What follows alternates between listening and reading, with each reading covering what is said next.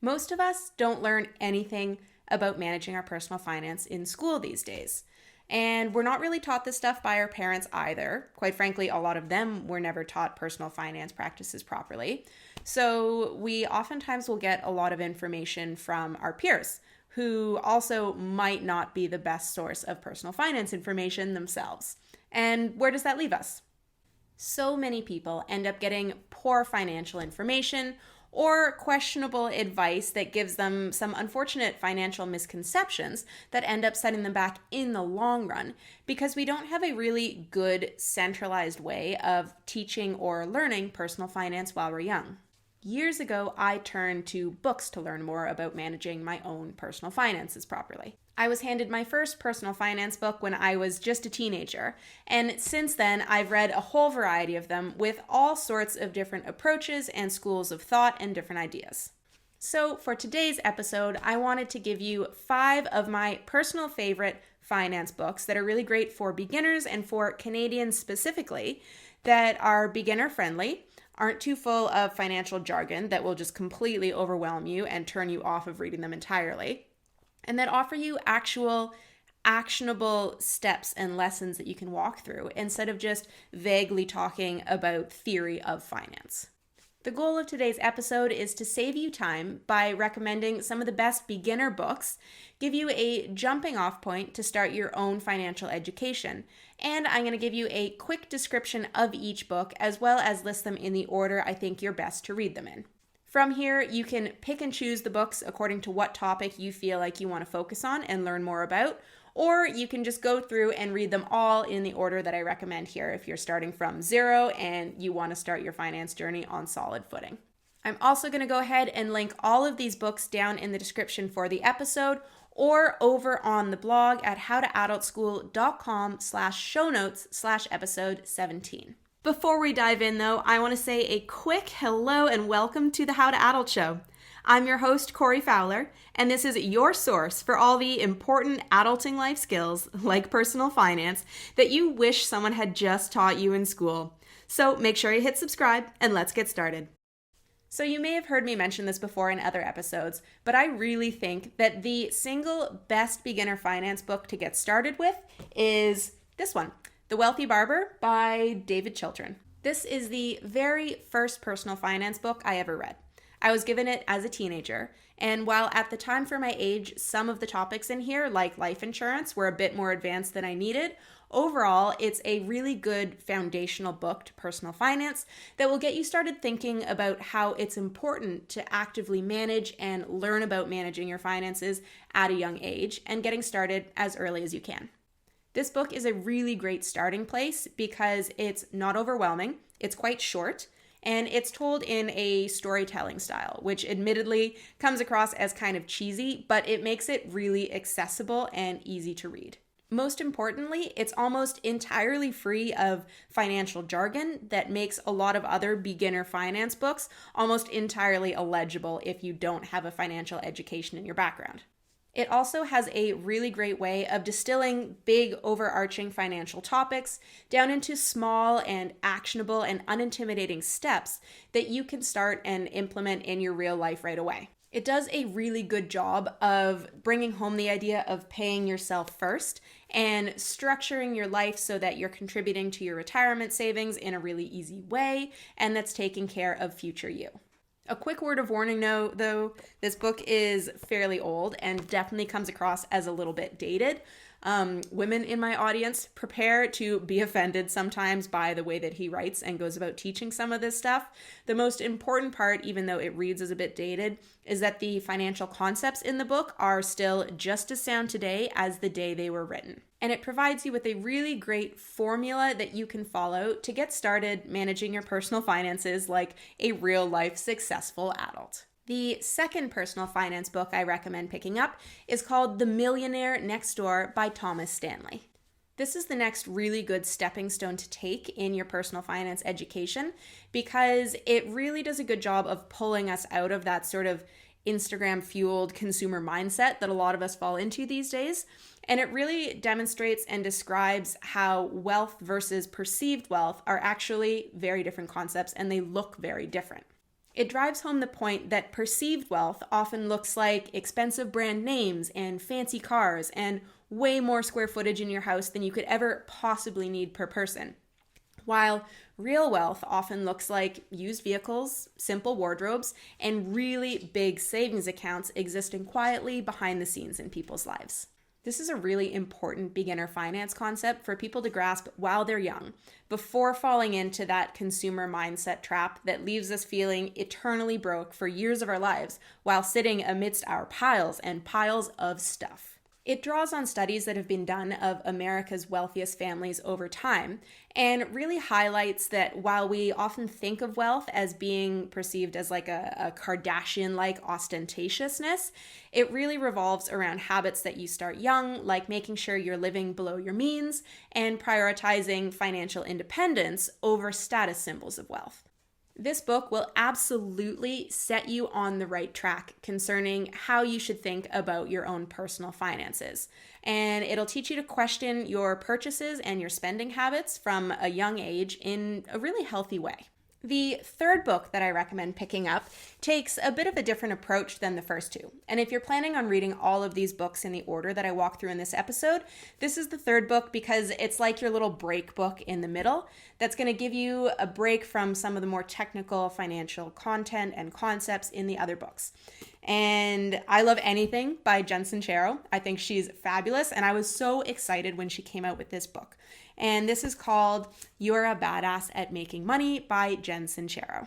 Now, this book is a bit more on the woo-woo side of personal finance, but I still really love it. And I don't generally prescribe to a lot of the sort of money mindset or visualization training around money. I feel like oftentimes it really glosses over the hard work and the discipline and the understanding of basic finance that you need to have to get your feet under you.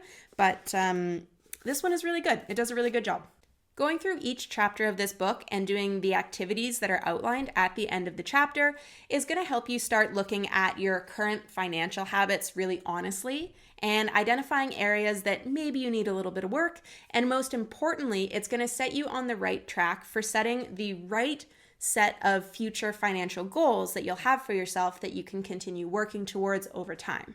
This book is a really nice balance to the more technical nature of the other finance books that I'm recommending today, and it helps you sort of step back from the really nitty-gritty details of managing your finance and see the forest for the trees, to entirely butcher a really good saying.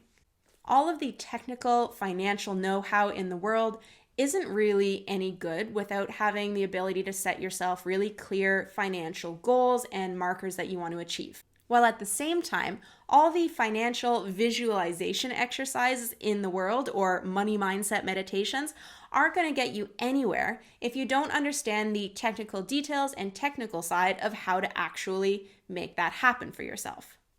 So really what I'm saying is this book, You're a Badass at Making Money, should really just go hand in hand with the other 4 books that I'm talking about in today's episode. Now, on to the 4th book, which is probably my favorite of the entire list, and that is called Smart Women Finish Rich by David Bach.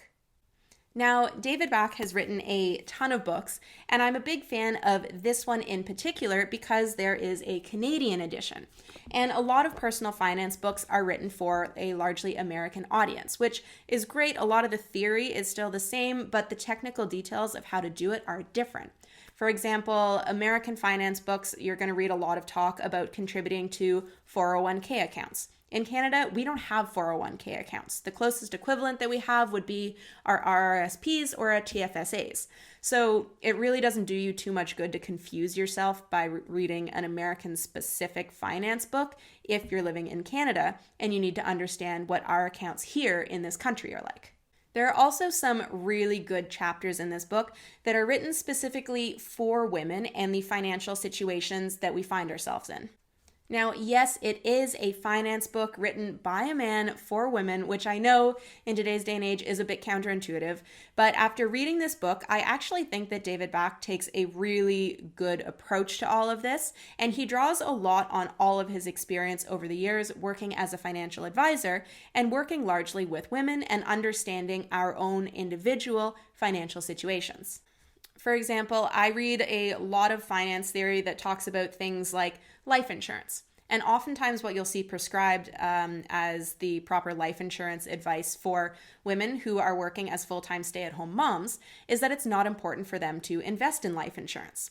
Now, in my opinion, this is complete BS, because if something were to happen to you as a stay-at-home mom, that means that your partner would then be left with all of the childcare and home care work that you're doing.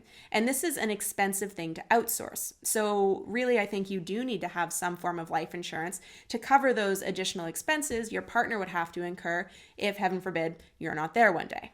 Things like that are what David Back really takes into consideration as he's writing this book. And overall, I was quite impressed by the approach he took of giving financial advice to women specifically.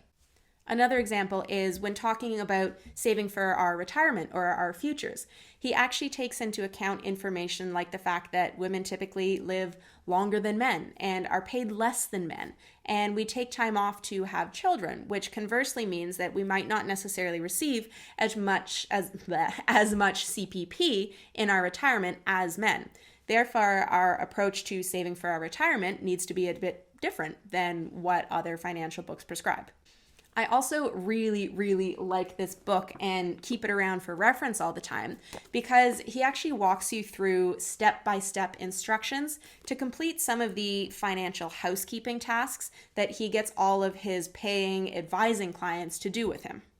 The whole book is really broken down into easy and actionable steps that make it useful to tackle tasks like doing an end-of-the-year personal finance audit, for example, which is something that otherwise, if you were doing on your own, you might A, never get it done, or B, forget or skip important things that you need to include in your finance audit. So overall, going through the activities that he clearly outlines in this book is a really good way to start to feel more confident about your grasp on your own personal financial situation.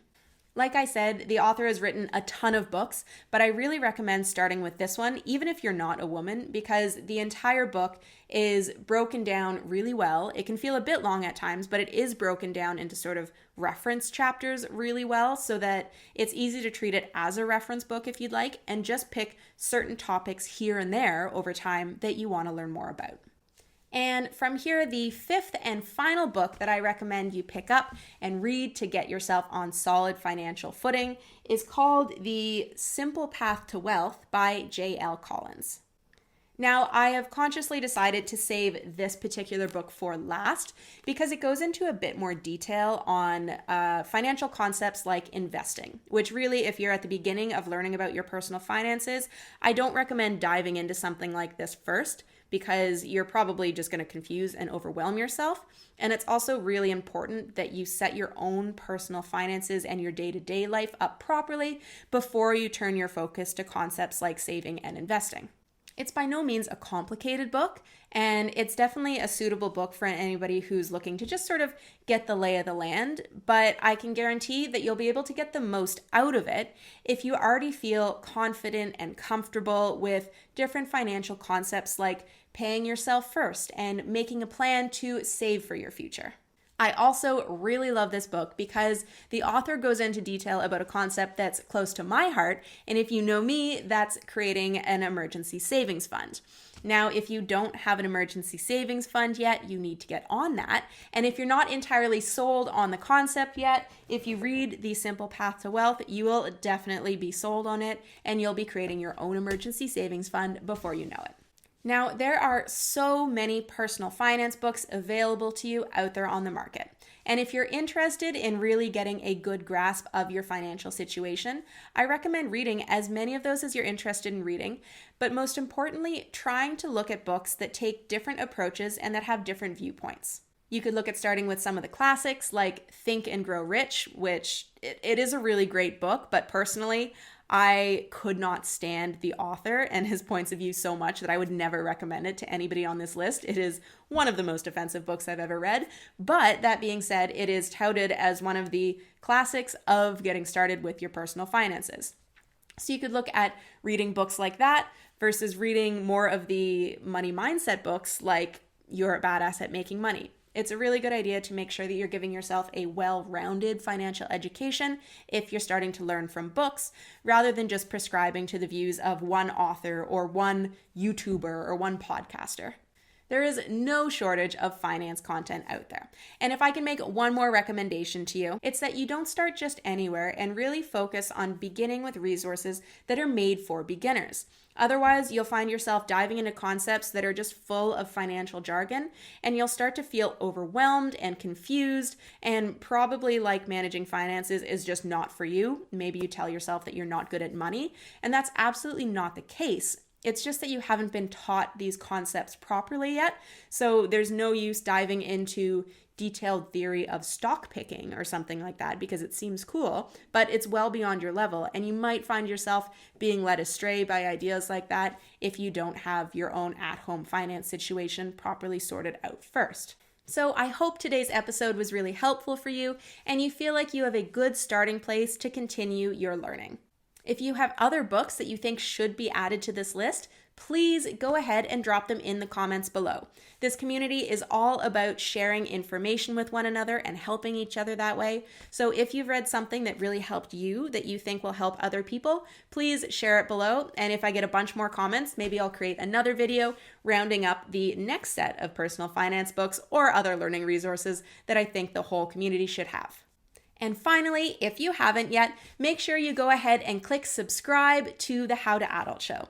This is a really good way to tell me that these episodes are on the right track for you, and it's a really good way to make sure that you never miss another episode of the show.